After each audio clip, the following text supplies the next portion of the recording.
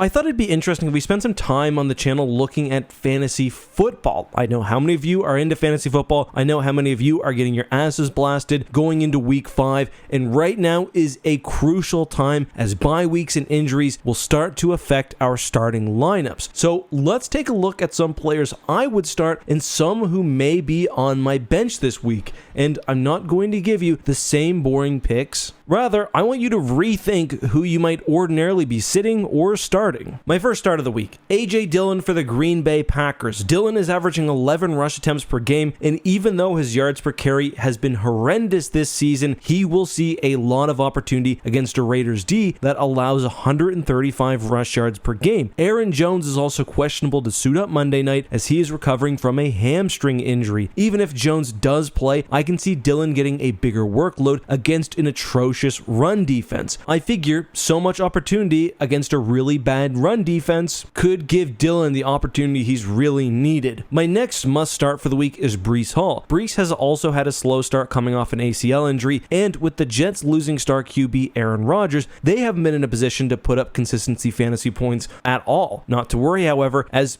things are changing. This week, head coach Robert Saleh said there will be no more pitch count for Hall, meaning that he's got the green light to run it against what is the worst run defense in the NFL. Given that the Dalvin Cook experiment just did not pan out the way the Jets envisioned, this could be another big opportunity for Breece Hall. I'd play him. All right, let's talk about some players who may be riding my bench this week. Courtland Sutton, who is currently wide receiver 25 and has outperformed his expectations this season, will be matched up against Jets corner Sauce Gardner. That's concerning because Sutton is extremely touchdown dependent when it comes to fantasy points. In 50% of his games, he has had less than 32 receiving yards with 3 touchdowns in his last 4 games. So with a tough matchup, those touchdowns may be gone and the receiving yards just don't justify him starting over another wide receiver. I'll be staying away from him this week. My last sit of the week is probably going to be controversial. It is Devon Achane, and my rationale here is actually not a whole lot different than Sutton. Achane is currently running back 3 on the season, doing so in just 3 games.